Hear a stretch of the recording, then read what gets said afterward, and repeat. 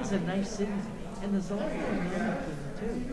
Like, I guess the kids are in a good place in school. Good. So and Linda's brother and his sister who used to live in Attleboro. They have a place in Freiburg, Maine. Oh, good. It's a summer home, kind of like a place they stuff, a regular house. Good morning, everyone. My name is Betty Gilson, and I'm your lay worship leader for today's service. I warmly welcome you to First Parish Unitarian Universalist Church in Bridgewater. I've been a member here for 40 plus years, almost forever. I serve on the Social Justice Committee, the Caring Committee, sing in the choir, and meddle in other things too, as needed. Before this time of worship, we have some announcements to make. One is an ongoing one. Remembering Mercy Street has requested hats, gloves, scarves, and energy bars for the homeless people in Boston. There is a box in the entranceway here where you can leave them. I'll be taking them over on Wednesday night this month. So the last Wednesday in the month is when they're delivered. So please bring them and share in that project. Does anyone else have another announcement, Lisa?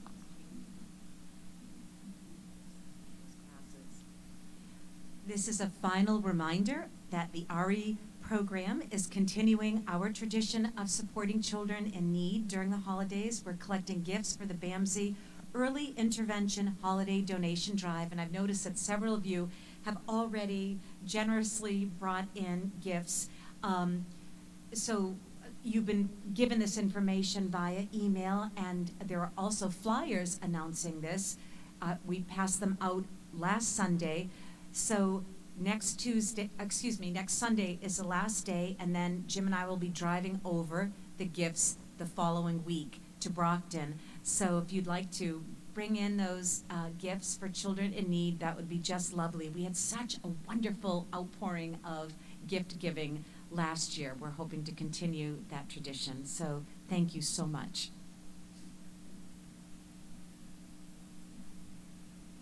Just a reminder that our holiday fair is next Saturday, December 3rd from 9 to 2. Please come, bring your friends, family, and even casual acquaintances.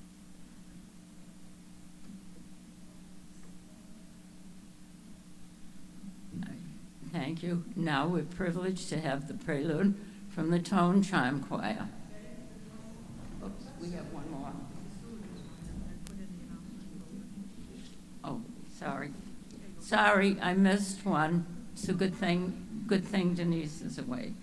Oh, this is from the Facilities Committee for November 27th. Mucho thanks to the Rakers from yesterday. Tom, Bob, Denise, Pat, Laurie, Eileen, Janet, Felix, Rachel, and David Wilson, a good crew, it looks like. And to those who have been volunteering to clean the church during Scott's illness, Sue, Jan, and Heather. If you like the way the church and the grounds look, be sure to say thank you to all these people.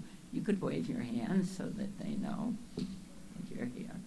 All right, and we have some guests this morning that we're welcoming too. Thank you.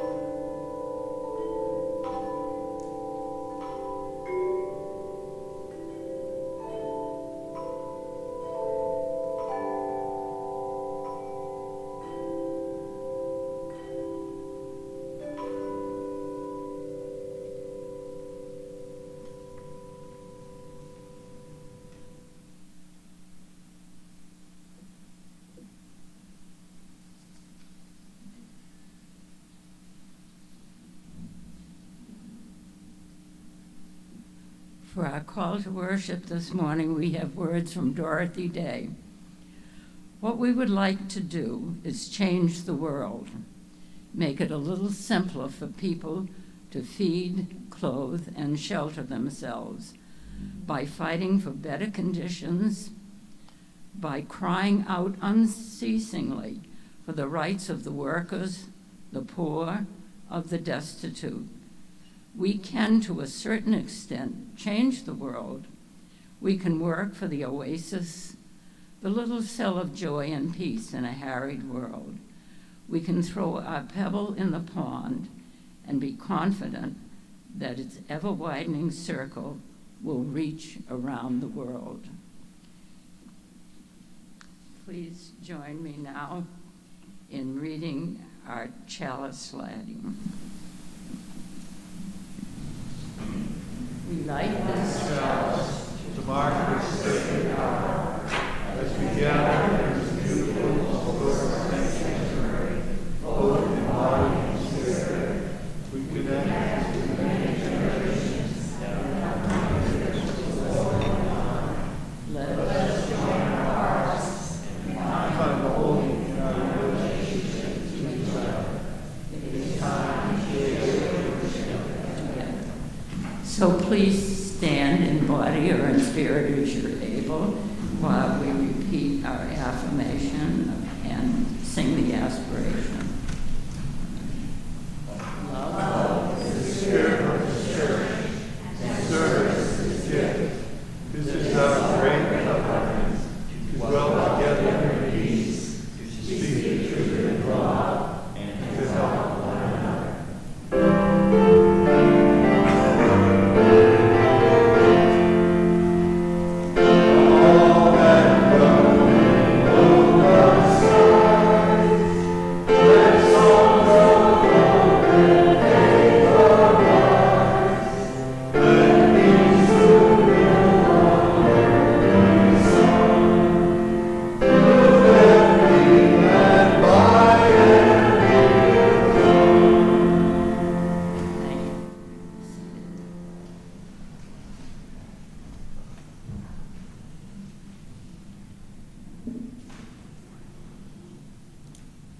Did you know that Unitarian Universalists have been coming together for decades to support human rights through the Unitarian Universalist Service Committee's Guest at Your Table program? During this special program, UUs of all ages learn more about important issues and the groups, or partner organizations, UUSC works together with to advance human rights. Working with community-based groups like UUSC Partners is a great way to get help directly to folks after disasters like a hurricane, and helps make sure the needs that are most important to communities are being met. UUSC works with more than 50 partner organizations around the globe, together responding to humanitarian crises, gender-based violence, persecution of activists, climate change, and more. Guest at Your Table is a chance to get to know our partners and these issues better through learning the stories of 4 people connected to UUSC partners as if we were sharing a meal together. They are the guests in Guest at Your Table. After getting to know the guests, UU spread the word about human rights and raise much-needed funds for UUSC partners. From supporting youth leadership trainings, to amplifying their voices to world leaders, to buying needed supplies after a natural disaster, our partners request our help with all sorts of projects that make a difference in their communities. Through Guest at Your Table, Unitarian Universalists form a mighty web that helps support UUSC partners in their important work. Thank you for helping keep this important tradition going strong and joining us in the Guest at Your Table program.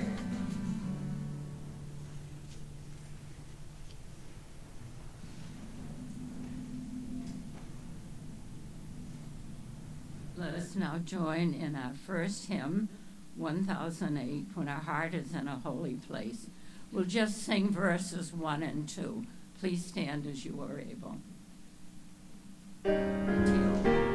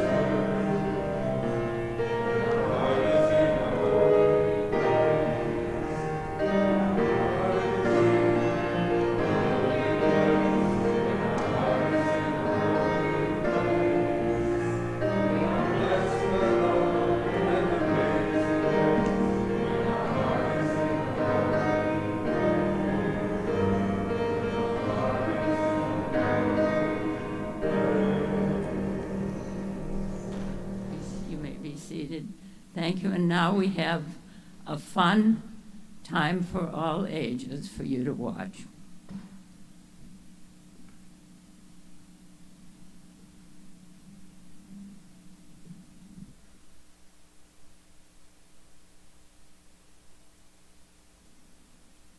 Today I have a story for you called The Parrot and the Eagles. This story is adapted from the Jakarta Tales, a collection of Buddhist stories from India. Once upon a time, a long time ago in an ancient forest, there lived a little green parrot. This parrot loved the forest. She loved the great big trees and the dappled sunshine. She loved her friends, the sloth and the anteater. She loved flying through the forest canopy and looking for yummy fruit in the branches. Sometimes, when she was feeling adventurous, she would even fly up and out of the forest. From there, she could see the river, which ran through the valley like a silk ribbon, and the mountains, which surrounded the forest, their tops disappearing into the clouds. Sturdy goats lived in the mountains, and giant eagles built their homes there. One day, the parrot woke up from a nap and found that her nest was surrounded in smoke. The forest was on fire. Quickly, the parrot flew up very high, and looking down saw that the fire was spreading quickly. Soon it would consume the whole forest. "Oh dear," said a deep voice next to the parrot. "That is very sad." The parrot looked over and saw it was a giant eagle perched on a nearby mountain ledge who had spoken. "It's a shame, really. It was such a nice forest," continued the eagle. "But don't worry, little parrot. You can stay in the mountains. Here you will be safe." "But my friends," said the parrot, "sloth and anteater and all the monkeys and deer, they can't escape. What will happen to them?" The eagle shrugged a bit with his large wings. The parrot soared above the forest, fretting as the fire spread, and then she got an idea. She dove down into the river and then flew back up again high, right over the fire. She shook her wings, and a few drops of water fell onto the flames with a hiss. Quickly, she dove back into the river and repeated the process again and again. Dive, splash, fly, hiss. With all this strange action, it caught the attention of some of the other eagles, who joined the first eagle on the mountain perch. After watching several rounds of the parrot diving and flying, putting out a little flame here and there, one of the eagles shouted, "That will never work. Can't you see it's useless? Your wings are too small. You should give up." Without slowing down, the parrot shouted back, "I may be small, but we're not small together. Together we can stop the fire. Will you help me?" The eagle shuffled nervously. I mean, sure, it was a nice forest, but it wasn't like they lived there. And all this diving into rivers and flying over flames looked a little dangerous. The mountain ledge was safe. Then one of the eagles dove off the ledge and into the river below. Just like when she caught a fish there, she rose out of the river, her wide wings shimmering with water, and splashed it down onto the flames below. Hiss! "Yeah!" cried the parrot, and she dove back into the river herself. One by one, the other eagles followed, diving into the river and carrying water to put out the flames. It took all day and into the night, but finally the last orange flame disappeared, and the smoke vanished into the clouds over the mountains. The exhausted little green parrot slumped against her new eagle friend. "See," said the parrot, "I knew we were not small together." "You were right," said the eagle. "Together we were bigger than we ever imagined." The end.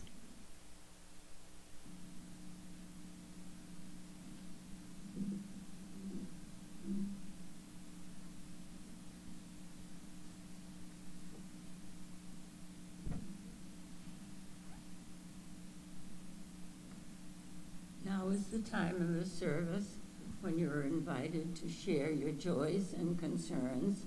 You may come up and light a candle and tell us that, or you may light a candle in silence.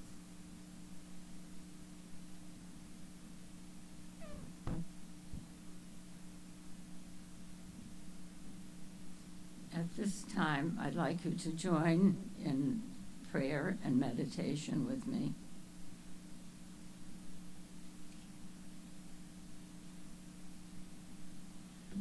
Spirit of life that abounds and surrounds us, as we walk our individual paths in our individual worlds at our individual pace. We have all been led here this morning to this convocation of human spirits where we can revel in each other's light, where we can share just how similar our individual paths are in a world that reflects back the negativity of difference.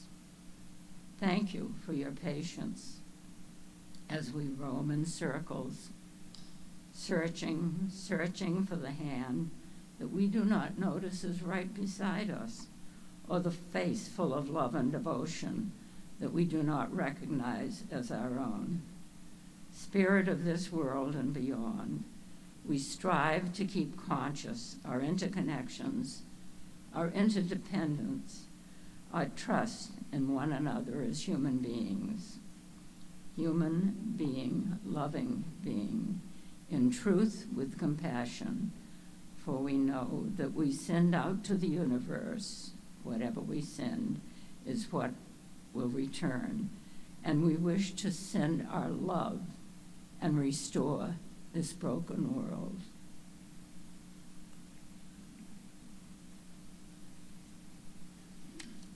Amen, and may it be so. As we gather here today on this Guest at Your Table Sunday, we'd like to remind you that this is a special program of the Unitarian Universalist Service Committee. Guest at Your Table is the annual intergenerational program to raise support for and awareness about key human rights. They work in more than 20 countries with over 50 grassroots partners. And if you would like to make a special separate donation to this cause, write a check to First Parish and put Guest at Your Table, or GAYT, in the memo line. Thank you for your generosity. And now we'll have the morning offering.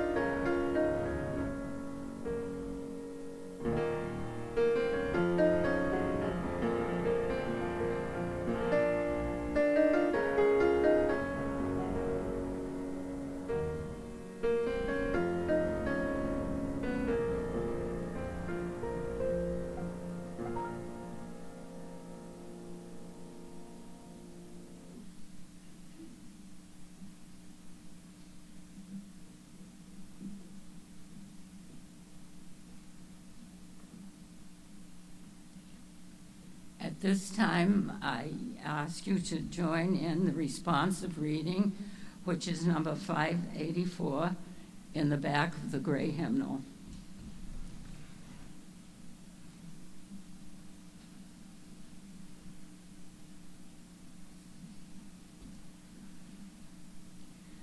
We are caught in an inescapable network of mutuality, tied in a single garment of destiny.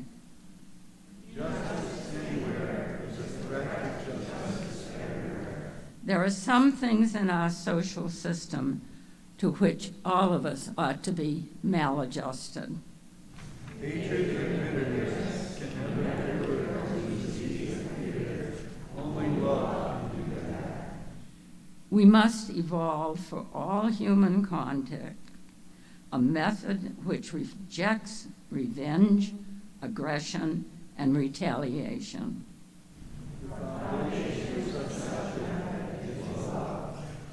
Before it is too late, we must narrow the gaping chasm between our proclamations of peace and our lowly deeds, which precipitate and perpetuate war.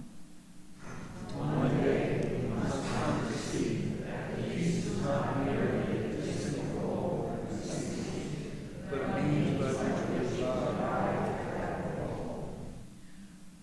We must pursue peaceful ends through peaceful means.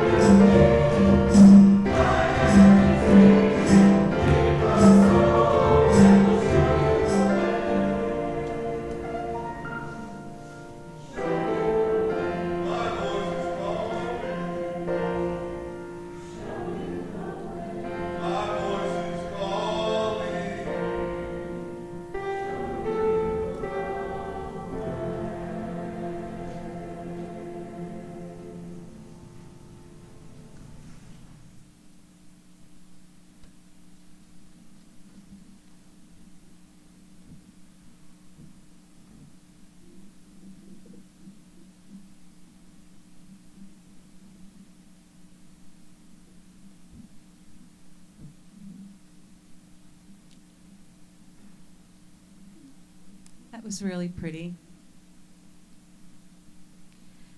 The stories that we'll share with you this morning represent 4 very different people who all truly embody the themes of this year's Guest at Your Table service: hope, courage, and action. These people found hope despite growing up with and observing so much human suffering, or witnessing the suffering of our planet. And all 4 of these people found the courage to take concrete, tangible action in order to make a difference in our world. Hope, courage, action. Our first guest to introduce you to this morning is Ian Sadnosic. Ian, I hope I said that properly. Ian left Poland 14 years ago to escape the homophobia and transphobia in his homeland. Especially as a trans person and as an immigrant, it takes time to rebuild your life in a foreign place and culture, says Ian. It can be really scary and lonely.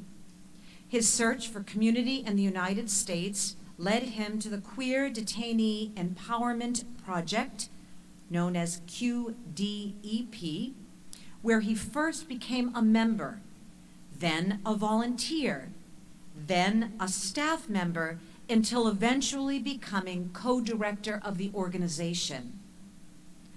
Working at QDEP allows me to provide immediate support to newly arriving queer and trans immigrants, hoping that they don't have to do all that work from scratch to find their people and the resources that they need, says Ian. We do our best to make sure that new members feel that they have a community here and that we have each other's backs no matter what.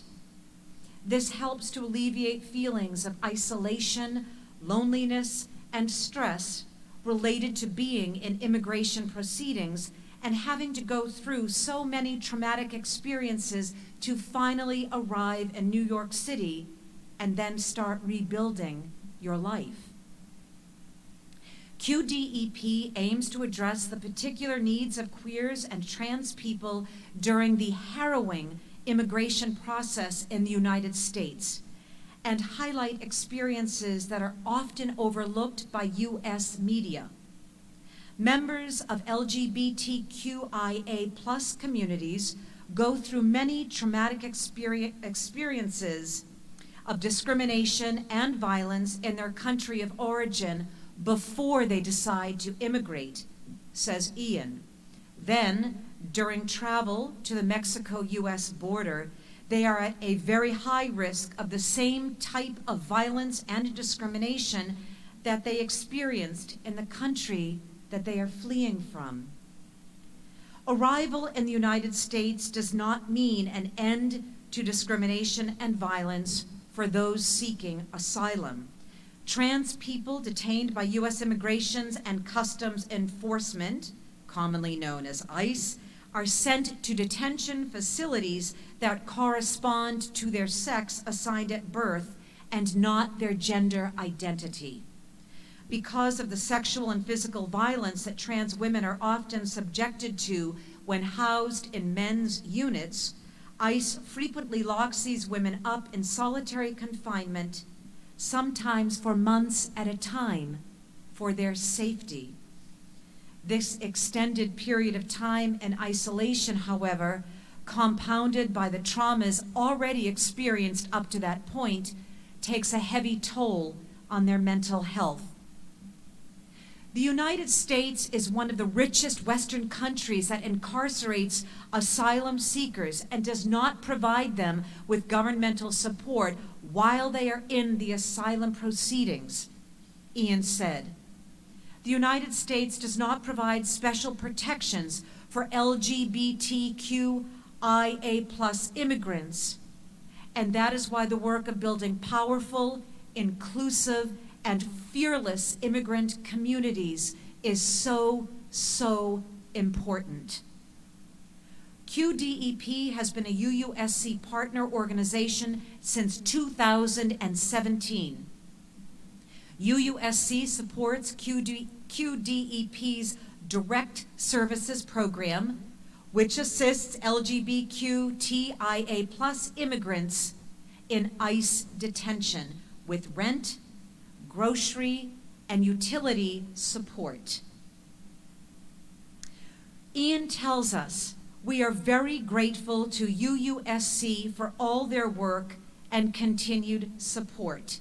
We simply wouldn't be here without them.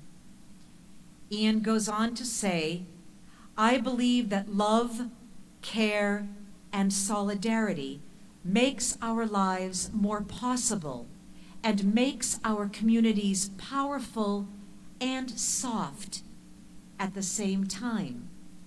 Love, care, and solidarity builds bonds and relationships that can't easily be destroyed by the violence and injustice.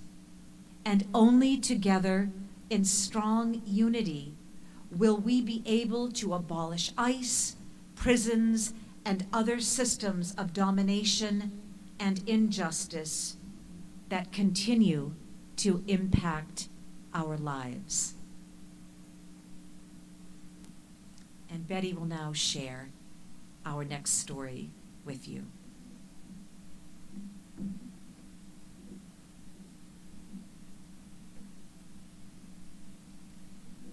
My guest is Nawa Kushi of Burma. For decades, the people of Burma, also known as Myanmar, have experienced discrimination, persecution, and violent oppression by the military junta directed against ethnic and religious minorities. In February 2021, the military attempted to wrest control from the duly elected civilian government, dramatically escalating the violence and oppression experienced in Burma. A member of the Karen ethnic group in Burma, Kanabuchi, has personally experienced the violence perpetrated by the military regime against her family and community. Having never known a life without this conflict, she felt called to act on behalf of her community, working for the Karen's Women's Organization before joining the Karen Peace Support Network, KPSN.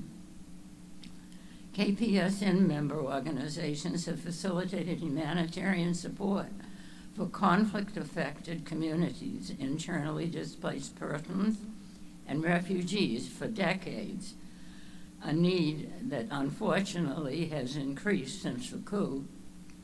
For us, the situation is worsening each day due to the ongoing human rights violations committed by the regime.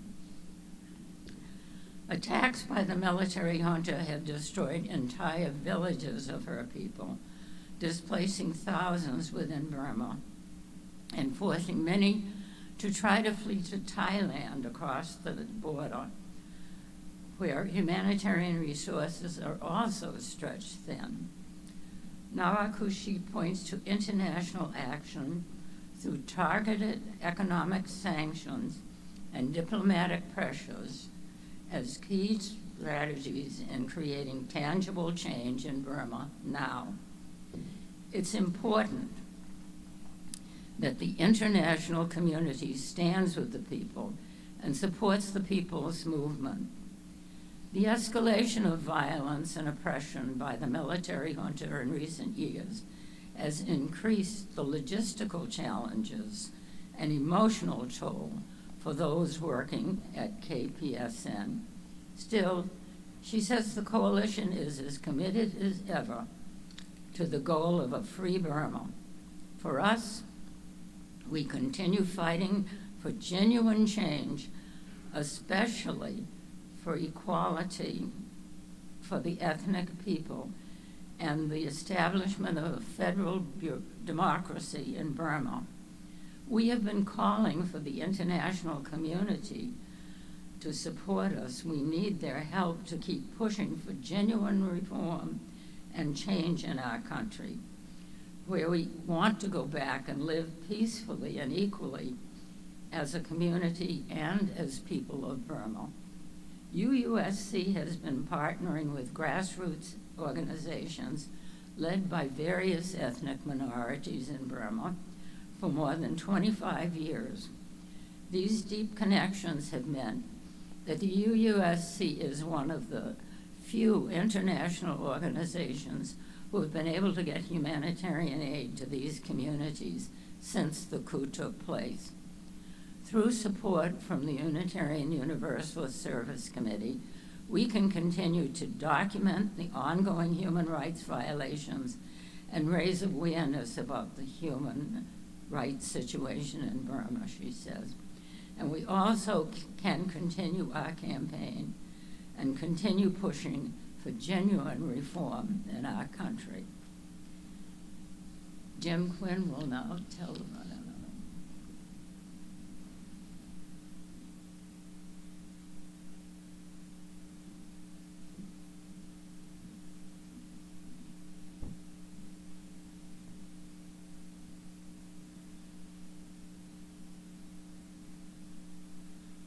This is the story of Zsolt Zikaris and his excellent work with the Hungarian Helsinki Committee. A UUSC partner since 2015, the Hungarian Helsinki Committee is the largest, oldest, and currently non-governmental organization in Hungary, providing assistance and representation for asylum seekers and refugees. They provide individualized counseling and legal representation for asylum seekers and migrants. Drawn to the work of promoting human rights from a young age, Senior Legal Officer and Legal Coordinator of the HHC's Refugee Program, Zsolt Zikaris ultimately decided that practicing law in his home country of Hungary was where he could make the most impact. Already at that time, it was quite clear the direction the country was going to take, says Zsolt. It was drifting away from the ideas of a progressive and inclusive society and moving toward a more restrictive one when it comes to universal human rights and the liberties of historically excluded groups. Now, the influx of more than 1 million people fleeing the war in the Ukraine and seeking refuge in Hungary has increased the number of people needing the HHC's services exponentially. Zsolt says that the invasion of Ukraine transformed their work almost overnight, as Hungary became a first nation of arrival for the people fleeing directly from a war-torn country. We had a large number of people coming directly to Hungary, and the state authorities were not in any shape to meet this challenge at all. Because of the consistent policies of the government before the war in Ukraine, the asylum authority and the police were simply not in an adequate form and shape to respond in a humane and sensitive manner to the large number of people crossing the border. So we very quickly realized that we are the only organization in the country who can provide large-scale information and in-person legal counseling for people about their rights and possibilities. One of the ways that HHC is meeting this need is by ensuring that lawyers and other HHC staff are available daily to answer incoming requests for information and assistance in a variety of languages, including Ukrainian and Russian. Because of the strength of UUSC's relationship with HHC, forged over many years, UUSC was able to respond quickly to the crisis in Ukraine by providing an emergency grant to HHC. More than just a monetary support, UUSC offers solidarity. This became especially important as the Hungarian government attempted to stop HHC from operating. We were in dire need of any assistance and help, both in terms of publicity, moral support, and financial support for the activities that carry out the protection of asylum seekers, and the general rule of law in Hungary, says Zsolt. It was very uplifting for us that our partners, including UUSC, did not abandon us in this fight. The response that we got, including from UUSC, was that despite the government's clear efforts to shut us down, you will stand behind us and keep supporting the important work that we do. Under such circumstances, our voice, our commitment, and our uncompromising attitude towards human rights really makes a difference. Jort adds that it has also been incredibly heartening that despite years of hate-mongering by the government, there has been a spontaneous and overwhelming social response to the crisis in Ukraine by the Hungarian people. We are together with our partners, upholding a basic sense of decency in a country that's been so tormented and ravaged by the radical right. That is, I think, incredibly important.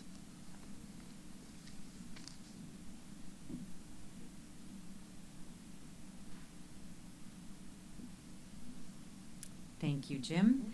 And our last guest today is a remarkable young woman named Anisa Umohoza Grace.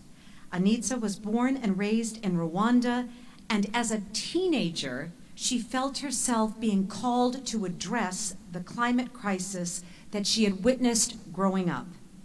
We invite you to watch this brief but inspirational video of how Anisa found courage and hope and education, and in 2020 became co-founder of the Loss and Damage Youth Coalition.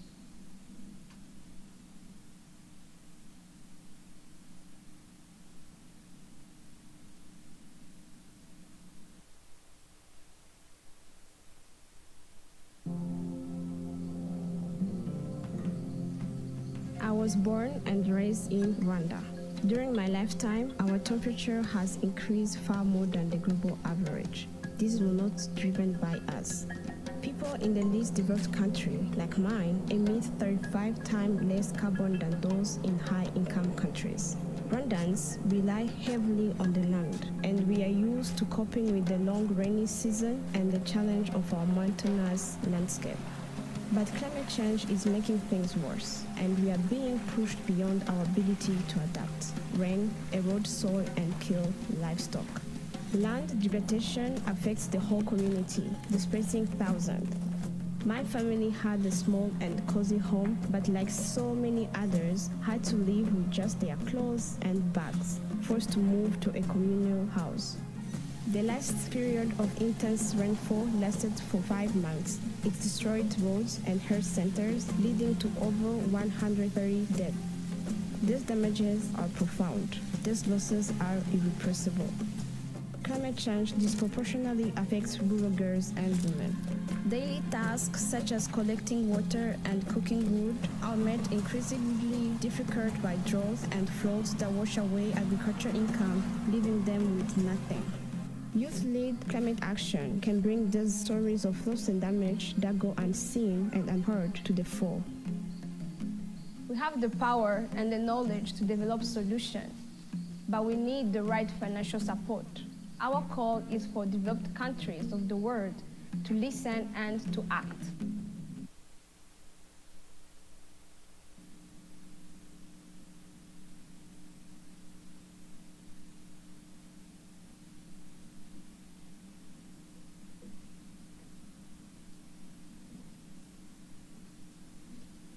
If everyone could rise as you are able to join us in our closing hymn, number 119, Once to Every Soul and Nation.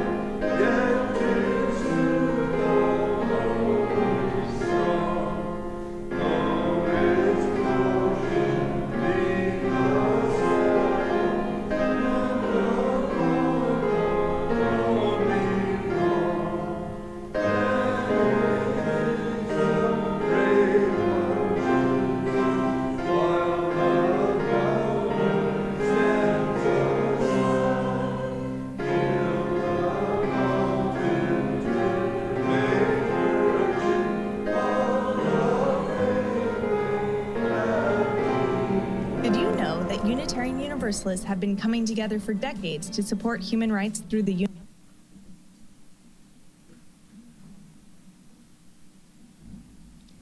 Our closing words are from a collection of spiritual essays entitled Simple Truths by Kent Nurburn. And Kent writes, "Giving is a miracle that can transform the heaviest of hearts. Two people who moments before lived in separate worlds of private concerns suddenly meet each other over a simple act of sharing. The world expands, a moment of goodness is created, and something new comes into being where before there was nothing. True giving is not an economic exchange. It is a generative act. It does not subtract from what we have. It multiplies the effect we can have in the world." And now please join in the singing of our trifold Amen.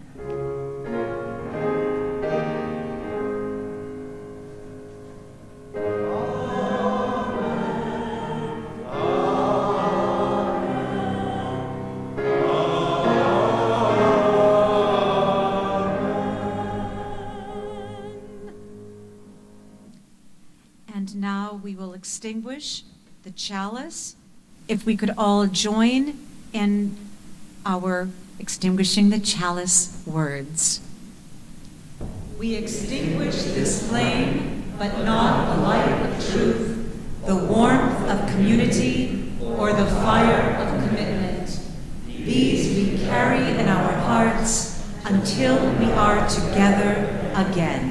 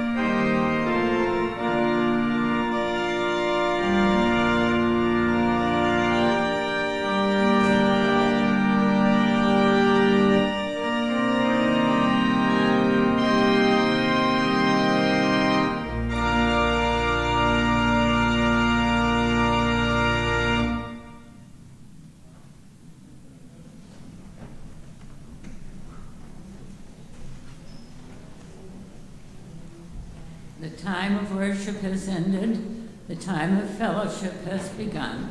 Join us for coffee hour.